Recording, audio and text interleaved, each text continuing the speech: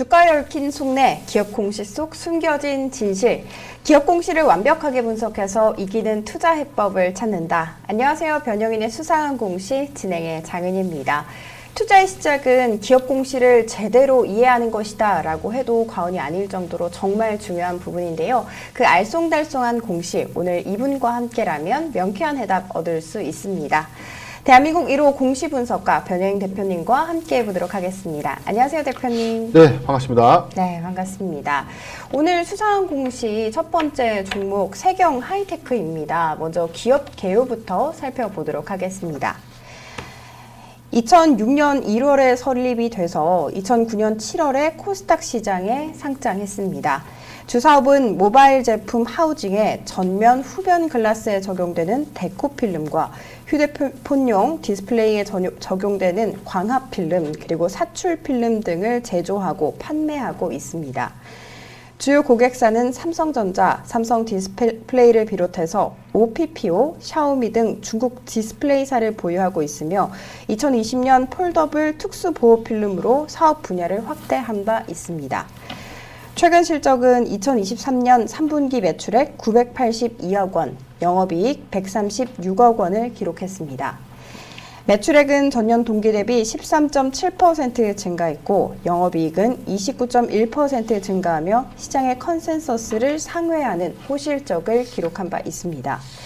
네, 이렇게 기업 개요 살펴봤는데 대표님 세경 하이테크가 최근에 무상증자를 결정했다라고 하던데 자세한 공시 부탁드리도록 하겠습니다. 네, 바로 어제였습니다. 11월 15일자 공시를 보면 주요사항 보고서 무상증자 결정을 공시했는데 공시 내용 살펴보겠습니다.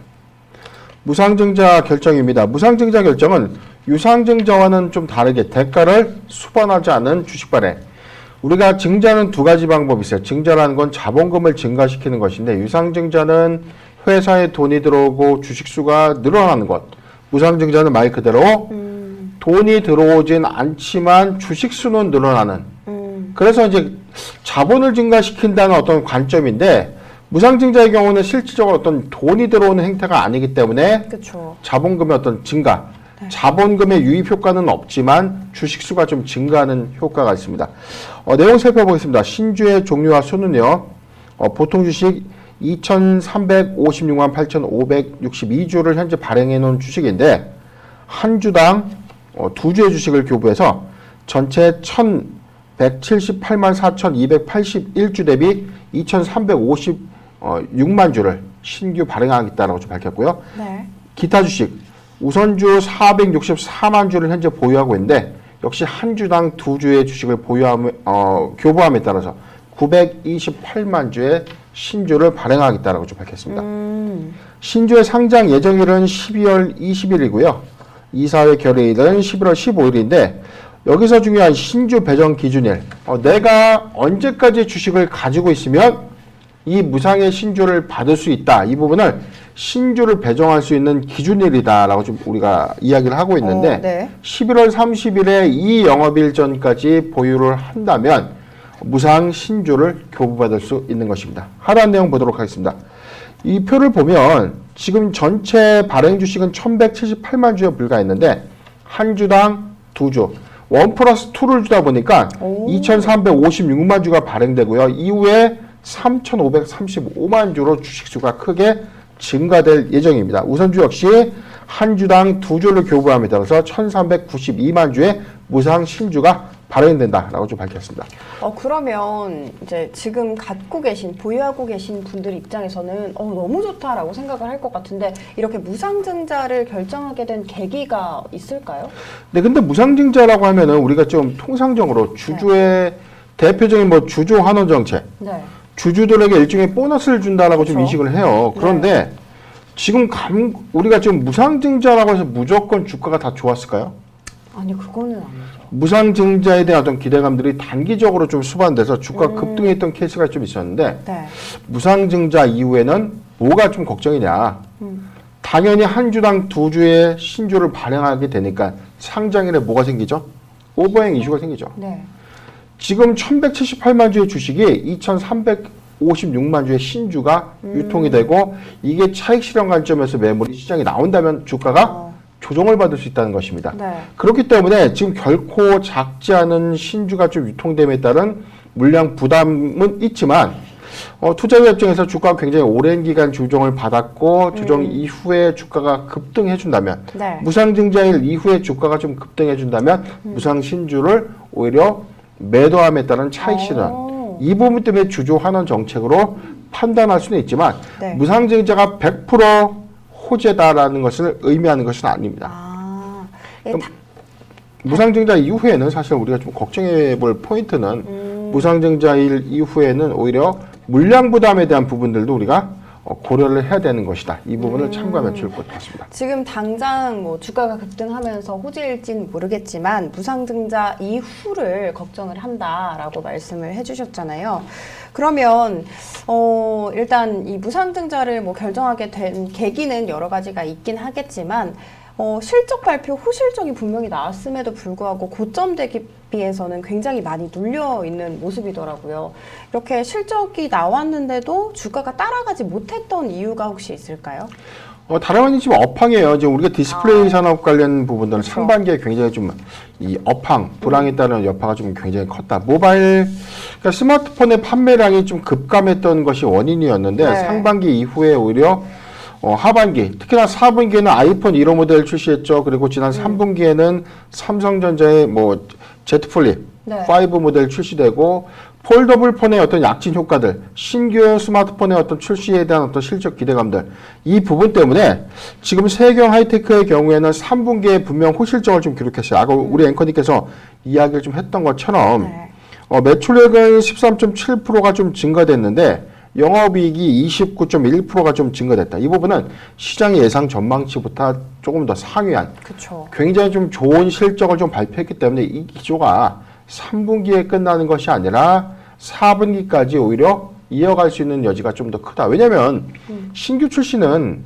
3분기보다 4분기에 오히려 이 판매량이라든가 이연 효과가 더 클 것이다라는 기대감을 우리가 좀 수반해 볼 수 있는데 네. 주가는 지난 6월에 지금 24,400원대까지 좀 올라갔죠. 네. 24,400원 고가 형성한 이후에 10월 31일, 10월장 뭐 굉장히 좀 안 좋았던 패닉장이었기 때문에 거의 뭐 주가가 반토막까지 내려갔던 그렇죠. 신저가를 좀 기록했는데 어제에 대한 어떤 기대감들, 무상증자에 대한 기대 효과 때문에 어제 21%좀 급등을 했고요. 오늘은 상승폭을 좀 소폭 반납을 했어요. 2.5% 정도 지금 현재 조정을 좀 받고 있지만 네네. 241선인 15,100원을 하단에 좀 위치하면서 자리적으로는 지금 추가적인 어떤 이 모멘텀 내지는 어떤 무상증자의 기대 효과가 좀 크게 반영되지 못하고 있는 흐름이 아닌가라고 판단되고 있는 상황입니다. 그러면 지금 아직 반영이 못 됐다라고 해주셨으니까 이 15,100원이 바닥권이라고 해주셨잖아요. 그럼 지금 신규 매수하는 관점에 대해서는 혹시 어떻게 생각하실까요? 우선 지금 업황 부분을 좀 보면서 얘기를 해야 되는데 지금 네. 실적적인 추이를 보면 지금 이 회사의 경우에는 자 이게 주요 제품 서비스 부분 3분기 실적 보고서 내용입니다. 네. 지금 데코 필름과 광학 필름, 이 프로젝트 사출 필름 등을 지금 한국의 삼성전자와 삼성 디스플레이, 전량 애플량이 아니라 삼성향 비중이 굉장히 좀 크고요. 특이점은 중국향 비중이 굉장히 큽니다. 오포라든가 샤오미 등의 이 납품을 좀 하고 있는데 데코 필름이라는 것은 이제 스마트폰 전 후면에 들어가는 이 시트 필름이다라고 좀 보시면 됩니다. 광학 필름은 디스플레이에 사용되는 접착 필름과 폴더블용 특수 필름. 이게 특화된 부분에서 광학 필름은 일반적인 스마트폰이 아니라 폴더블 폰에 전용되는 특수 필름이다라고 좀 이야기를 하고 있고 사출 필름의 경우에는 스마트폰 내부에 부착되는 기능성 테이프다. 이게 즉 소재인데 네. 스마트폰 출하량이 지속적으로 좀 증가된다. 특히나 폴더블량 비중이 굉장히 커지는 삼성전자의 판매량이 좀 증가된다면 세경 하이테크의 이 광학 필름에 대한 판매율 이 부분은 좀 크게 증가할 수 있고 네. 두 번째는 지금 4분기에 중국의 오포라든가 샤오미에서 신규 폴더블 폰의 어떤 출시 예고 애플 이 부분 때문에 아니죠 오포 오포. 오포와 네, 샤오미 오포. 네. 중국 업체입니다. 중국의 이 스마트폰 판매량들이 지금 현재 애플을 맹추격하고 있고 일부에서는 애플을 앞지른 그런 이 스마트폰 출시 이후에 대한 판매량은 굉장히 좀 커지고 있고 특히나 중국 내수 시장 이외에 아프리카 시장에서도 굉장히 중국산 스마트폰이 빠르게 좀 성장하고 있다는 점. 이 관점에서는 판매량 증가 추이는 오히려 세계형 하이테크의 실적 기조로 좀 연동해서 봐야 된다. 이 생각을 좀 드는데 네.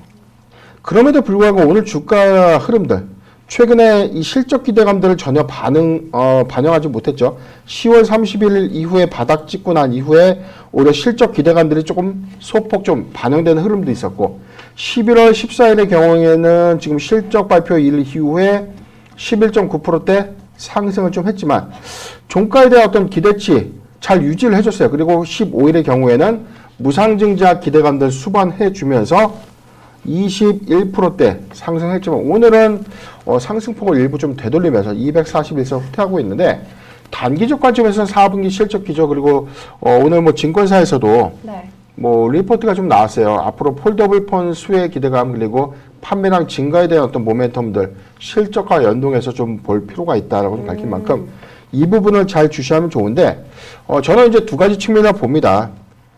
무상증자에 대한 어떤 기대치 이후에는 지금 따라가서 추가 매수하는 구간보다는 권리락 이후에 조정을 받을 거예요.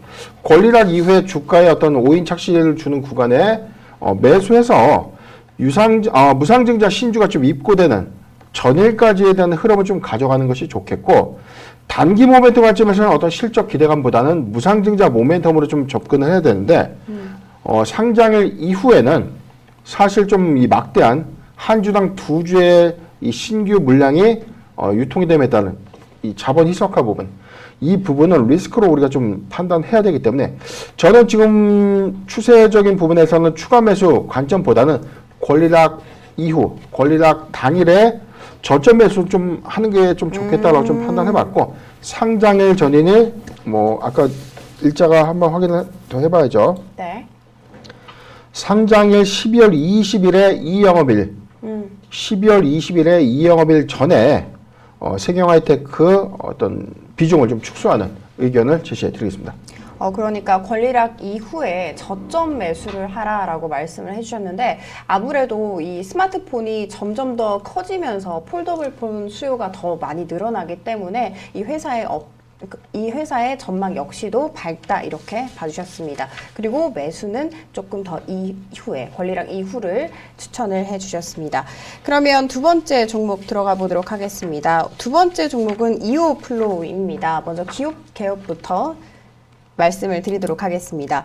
2011년 9월에 설립돼서 2020년 9월에 성장성 기업 특례 요건으로 코스닥 시장에 상장했습니다. 주사업은 의료용 웨어러블 약물 주입기 및 관련 시스템 그리고 소프트웨어 제품을 제조하고 또 판매하고 있습니다. 만성질환인 당뇨로 인해서 인슐린 주입이 필요한 환자들에게 스마트 웨어러블 시스템 이오패치가 주력 상품입니다. 2023년 3분기 매출액 48억 원, 영업손실 266억 원을 기록했습니다.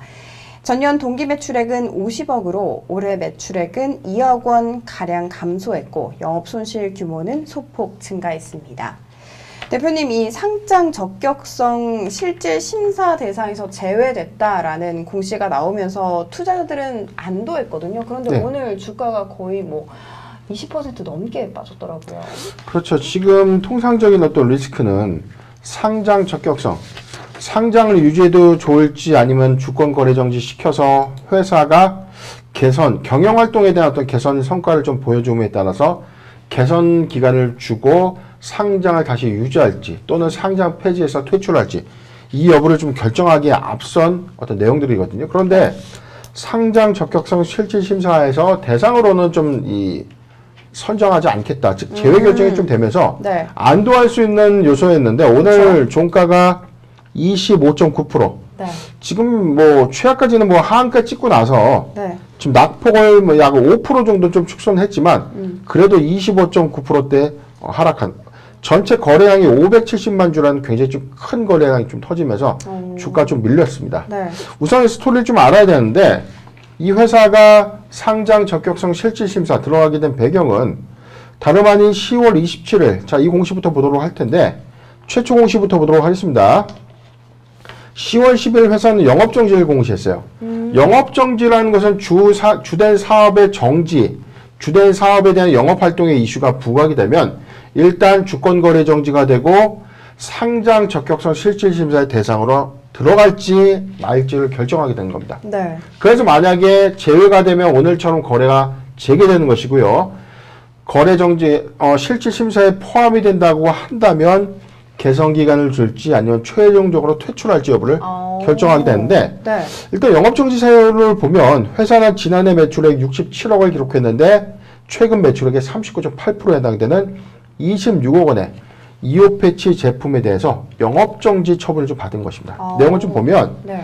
지금 2호 패치 제품에 대한 생산, 마케팅 그리고 판매 활동의 일시 영업정지, 한국에서 생산 및 판매를 재개한다. 단 수출의 경우에는 한정한다. 지금 하단에 내용들이 있는데 종합해서 말하면 미국 회사입니다. 인슐렛이라는 회사가 네. 해외 지적재산권을 침해받았다. 그리고 우리 부정경쟁 소송 관련돼서 가처분을 미국 법원에 냈는데 이게 미국 법원에서 가처분을 받아준 거예요. 가처분과 본안 소송의 차이점은 우리가 이런 부분들이 있으니까 이어플로가 물건을 팔아서는 안 됩니다. 그쵸. 일단은 좀 이 물건을 못 팔게 좀 해주세요라고 요청하는 거. 이건 이제 가처분이거든요. 근데 가처분은 확정 판결은 아니에요. 확정 판결은 과연 침해를 했는지 여부를 다투기 이전에 일시적인 어떤 처분 효과를 이 법원에 좀 제시한 것이기 때문에 네. 일단 인슐렛이 미국 법원에서의 어떤 인용 효과 때문에 이 하단의 내용대로 미국에서 판매가 금지되고요. 두 번째 미국을 제외한 나라에 수출할 수 없다. 다만 여기 코멘트가 있죠. 한국에서 생산 및 판매를 할 수 있다. 수출의 경우에는 특수한 목적을 경우에 한정한다. 치료 목적이라든가 어떤 이 특수한 지금 이미 시판되고 난 이후에 네. 뭐 소모품 교체라든가 뭐 이런 사항들이 있을 수 있죠. 그쵸. 이 부분들에 대해서는 한정한다라고 좀 밝히면서 영업정지가 됐고요. 이 영업정지 이슈 때문에 상장 적격성 실질심사 여부에 해당될지 말지 이 여부를 좀 결정하게 된 것입니다. 그런데 바로 어제 공시였는데 회사는 이어플로의 상장 적격성 실질심사 사유와 관련돼서 거래소는 코스닥 시장 규정에 따라서 상장 폐지 가능성을 검토했는데 최종적으로 실질심사 대상에서 제외하기로 결정했다는 것입니다. 네. 그래서 이제 오늘 주권 거래가 좀 재개가 좀 된 것인데 네. 시장에서는 일단 뭐 이 소송에 따른 불확실성 부분 그리고 현재 이 매각을 추진하고 있는 이 이어플로의 어떤 매각 취소 이런 우려감들이 좀 이 반영이 되면서 주가가 네. 좀 급락한 것이 아닌가 판단되는 상황입니다. 그러면 방금 말씀해 주신 게 인수 관련이었잖아요. 이 소송에 대해서 완벽하게 아직 확정이 나지 않았는데 만약에 이 회사의 패소로 끝이 난다면 인수도 완전히 무산된다 이렇게 봐야 되는 거예요? 일단 뭐 가능성은 좀 충분해 보여요. 이제 두 가지인데 네. 지금 인수라는 게 단순하게 이 회사를 사고자 할 때는 네. 이 회사의 기술력 네. 그리고 기술력 이후에 이 제품이 글로벌 확장성, 얼마만큼 많은 부를 축적하고 얼마만큼 많이 팔릴 수 있을까 이 관점에서 우리가 검토할 수밖에 없는데 네. 저는 이제 두 가지 측면에서 좀 우리 걱정이 되는 부분들. 첫 번째는 소송에 대한 불확실성. 이 부분은 사실 뭐 인슐렛이 이 부분을 확실하게 침해했다, 침해하지 않았다 이 부분을 가리기가 굉장히 어려울 겁니다. 그렇죠. 우리가 이제 보톡스 전쟁이라고 해서 미국에서 이 대웅제약과 메디톡스 간의 어떤 이 보톡스 전쟁도 맞아요. 결국에 처음에는 이 대웅제약이 승소할 것처럼 보였지만 최종적으로 거의 뭐 메디톡스가 이긴 거나 다름이 없어요. 그런데 그 효과적인 부분들 보면 이어플로가 지금 인슐렛과 어떤 일부분에 대한 로열티를 주면서 협의할 수 있는 여지 이런 부분들에 대한 불확실성들은 무조건 이 업체가 안 된다는 어떤 관점보다는 로열티 일부를 인정하고 일부분에 대해서는 협업 관계로 해서 수출을 오히려 좀 이 전략적으로 파트너십 내지는 뭐 제휴 형태로서 다각할 수 있는 요지는 좀 있다. 이 부분 첫 번째고 두 번째는 인수 관련 이슈인데 과연 이 소송으로 인한 불확실성이 커짐에 따른 어떤 리스크는 그렇죠. 원매자로 하여금 이어플로에 대한 인수 철회 의사를 좀 표명할 수 있는데 네. 거래 정지에 들어갔음에도 불구하고 지금 이어플로에 대한 어떤 인수는 아직은 취소하지 않은 부분들. 이 부분들이기 때문에 전 보수적 관점에서는 소송 결과 주시하면서 소송의 결과 방향이 안 좋게 흘러간다고 하더라도 충분히 이어플로우가 인슐렛과 어떤 협상 테이블 내지는 협의를 통해서 긍정적인 방향으로 이뤄낼 수도 있다라고 좀 판단해봤어요. 그런데 오늘 물량은 사실 굉장히 좀 많은 이슈가 좀 있었어요. 어떤 이슈가 있었냐면 지금 이어플로우의 전체 현재 최대 주주가 보유하고 있는 이 지분 일부가 주식담보대출이 되어 있던 상황에서 지금 주가에 대한 어떤 리스크가 좀 부각되면서 이게 소위 말하는 반대매매가 좀 있지 않았나. 반대매매 여파에 따라서 오늘 뭐 이후에 지분 공시가 한 번 더 나올 수 있는 가능성이 좀 있겠지만 반대매매 여파에 따라서 일부분의 어떤 이 과도한 물량도 출현됐다라고 저는 판단해 보고 있습니다. 그러면 지금 낙폭과대다 이렇게 봐도 되나요? 리스크를 수반하는 과정이지만 오늘의 주가 행태 또는 거래량을 우리가 종합해 보면 추가적으로 하락을 할 수도 있다고 봐요. 왜냐하면 지금 지옥에서 살아 돌아왔다 이렇게 평가할 수는 없는 거예요. 그렇죠. 물론 영업정지 이슈 때문에 제가 지난번에 저희가 한번 방송에서도 좀 다룬 것처럼 영업정지 이슈에 따른 이 상장 폐지 실질심사 대상으로 포함되지는 않을 것이다. 다만 이 소송에 대한 리스크, 본업에 대한 어떤 리스크 부분을 해소하지 못한다면 이어플로우가 현재 갖고 있는 이 인슐린 웨어러블 기기에 대한 어떤 수요 기대감, 글로벌 확장성에 대한 기대치가 굉장히 좀 컸기 때문에 이게 인슐렛과의 어떤 싸움이 장기화됨에 따라서 이 사업의 어떤 모멘텀 훼손 부분 그리고 글로벌 회사로서의 어떤 도약을 위한 인수 취소 가능성에 대한 우려감들은 오늘 일회성이 아니라 추가적인 하락도 가능할 수 있는 구간은 맞다. 다만 지금은 우리가 리스크를 확신하거나 우리가 좀 뭐 맹단해서는 좀 안 된다라고 좀 보고 있고요. 오히려 아까도 말씀드렸던 긍정적 요인, 인슐렛과의 어떤 협업 가능성 이런 부분들에 대한 추세 전환도 좀 가능할 수 있는 부분인데 현재는 어떤 긍정적인 시그널보다는 아직은 투자 심리가 위축될 수밖에 없는 요인들이 있기 때문에 신규적 매수 관점에서는 좀 다소 보수적으로 좀 접근하는 것이 맞지 않을까 판단해봤습니다. 그러니까 그 인슐렛과 제휴를 맺거나 파트너십을 맺는 게 일단 이 회사에서는 베스트일 수도 있겠고 그리고 그렇지만 아직 전망이 정확히 어느 방향으로 갈지 모르기 때문에 투심은 약화된 것은 어쩔 수 없다라고 말씀을 해주셨습니다. 신규 매입자 분들은 아직 신규로 매수하는 거는 조금 보수적으로 접근하는 게 좋을 것 같다라고 해주셨는데 보유자 관점에서는 어떻게 해야 될지 또 궁금하거든요. 지금 차트를 보면은 뭐 5월 26일 29,150원 대비해서 지금 16,070원의 종가. 그런데 지금 지난 저가가 지난해 10월 저가가 12,000원 부분이었어요. 근데 지금 오늘의 어떤 물량 투매 부분은 상당수 최대 주주 일부의 반대 매매로 인해서 좀 기인됐다라고 좀 보여질 수 있는 부분이기 때문에 이게 뭐 아까도 좀 말씀드렸지만 단서는 인슐렛과 무조건 협업을 해서 주가가 좀 올라간다 이 부분이 아니에요. 소송 과정에서 분명 이어플로우가 억울한 부분도 있을 겁니다. 가처분이 인용된다고 해서 이어플로우의 모든 기술이 침해했다라고 단정할 수는 없는 겁니다. 이 부분은 가처분과 본안소송 별개의 부분이고 가처분이 인용됐다고 해서 본안소송에서 진다 이런 것도 없어요. 그래서 이 부분에 대한 어떤 기술 침해 여부에 대해서 굉장히 좀 쟁점인데 통상적인 어떤 의료기기 회사들 이런 어떤 분쟁 관계에서 보면 굉장히 소송이 장기화되면 서로 힘들죠. 그렇기 때문에 서로 어느 정도에 대한 타협과 합의를 통해서 일부 이 맹목적인 어떤 싸움을 하지 말고 협업 관계로 돌아가는 어떤 이 케이스들이 굉장히 좀 많았기 때문에 그런 부분들을 하에서의 어떤 우리 추세 전환점을 노려보자라고 좀 판단해봤고 지금 신규적 매수 관점에서는 오히려 리스크를 한 번 더 체크하고 가야 되는 구간이다라고 좀 말씀드렸지만 보유자 관점에서 굉장히 좀 답답하고 힘들 거예요. 그런데 지금 사실 손절의 어떤 의미는 없습니다. 그렇다고 여기서 뭐 주가가 다시금 뭐 5,000원대 간다, 10,000원대 간다? 저는 그 부분에 대해서는 동의할 수는 없고 이어플로우의 경우에는 현재 어떤 이 투자 심리가 위축됐던 부분들 그리고 최대 주주 측 물량에 따른 반대 매매 여파로 조정 급락 받았지만 회사에 분명 어떤 코멘트가 있었을 것이고 한국거래소도 거래를 좀 재개해줄 명분이 있었다는 것은 이 회사가 한국에서의 어떤 판매는 지속될 수 있다. 자, 이 부분은 저는 아주 긍정적인 부분이다라고 좀 보기 때문에 추이를 조금 더 지켜보되 현재 구간은 추격 매수보단 관망 의견을 제시해 드리겠습니다. 일단 한국에서 판매되는 거에 대해서 가능하기 때문에 긍정적이라고 말씀해 주셨는데 제가 이 기술을 알아보니까 되게 혁명적이다, 획기적이다라는 생각을 하긴 했었거든요. 인슐린 그리고 당뇨 환자이신 분들은 매번 주사를 해야 되는데 그렇죠. 이건 그냥 붙이기만 하면 되니까 와 진짜 좋다라고 생각했는데 이런 소송에 휩싸이거나 아니면 이런 악재가 조금 있어서 안타깝다라는 생각을 했었습니다.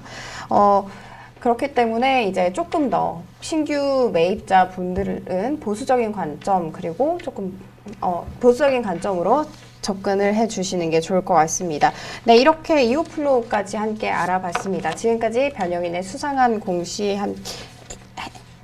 공시였습니다. 저희 방송 보시면서 혹시 공시 내용에 대해서 궁금한 내용 있으신 분들은요. 저희 노란톡 오픈 채팅방 변영인의 기업 공시 연구소 들어오셔서 질문 남겨주시면 저희 대표님께서 답변 달아주시도록 하겠습니다.